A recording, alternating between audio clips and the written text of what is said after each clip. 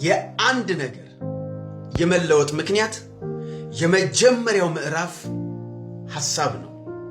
ዓለማችን አሁን ያለችበት ሁኔታ ላይ የደረሰችው በተፈጥሮ ክስተት ብቻ ሳይሆን በተለያየ ዓለም በተለያየ ዘመን ላይ በተነሱ ጠንካራ ሰዎች ሐሳብ ነው።